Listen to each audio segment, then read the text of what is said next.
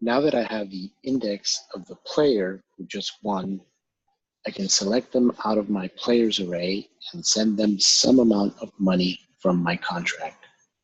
So inside the pick winner function right underneath of index, I can access the address of the person who just won by writing players at index, like so.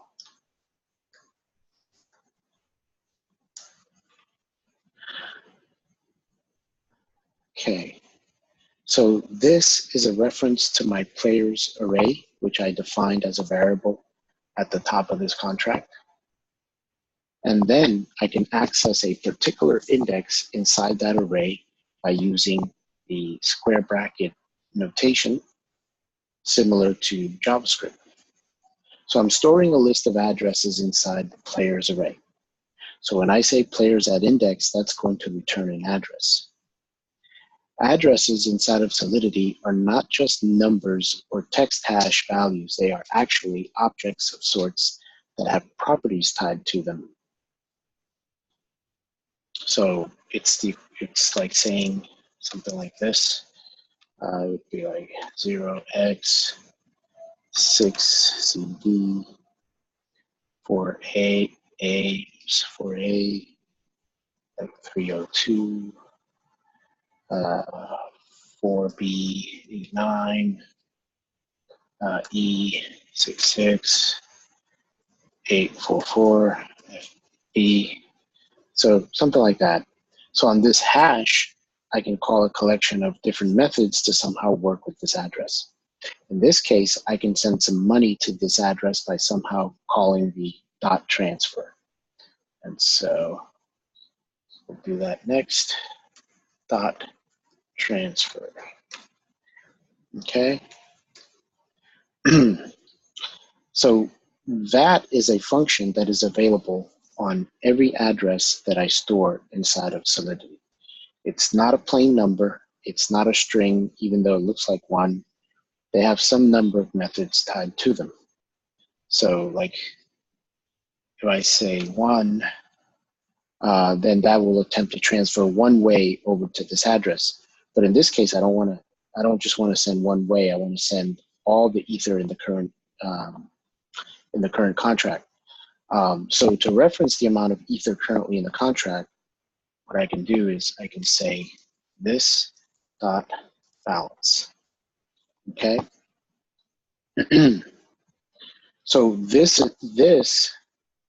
is a reference to the instance of the current contract, and then balance is the amount of money that the current contract has available to it.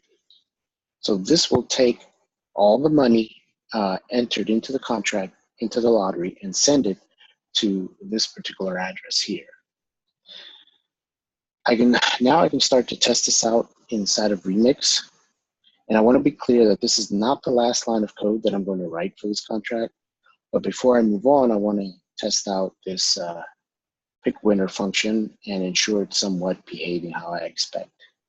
So in the sidebar here, I'm going to delete any remaining instances of lottery. I'm going to ensure I have JavaScript VM selected. The network, so Java Virtual Machine is the network running inside the browser. And I'm going to deploy a new instance of the lottery, right? Go ahead and do that. So here it is. Here's a new instance of the lottery. And so I have to specify some amount of ether up here in the value. So I will say 1 ether, and then I can click enter. Okay.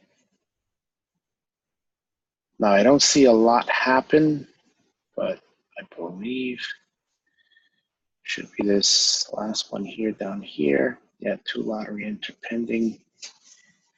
Yeah. So you can see the new transaction appear. Let's see, if I put in For players, I'll put in 0, hit enter. And what you'll see here for players, you'll see that the account address here in the number of players playing, or the particular player, in this case is a player in the index of 0, is the same as my account here. And if you look in the console, is the same account here as far as the player that's currently playing. So I should be able to call the pick winner function, which randomly picks a winner, selects a given index, and sends that player all the money. In this case, I only have one person, which is me inside of this players array. So when I call pick winner, that will instantly send me back the 1 Ether I deposited. So if I look at my account, I can currently see how much Ether I have, which is like 98.99999 and so on.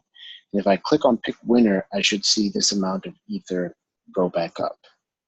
So I'll click on pick winner, notice the transaction, and my account went up. So this function is working as expected.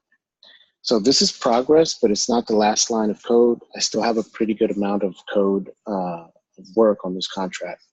So I'm going to work on this more in the subsequent video. Stay tuned.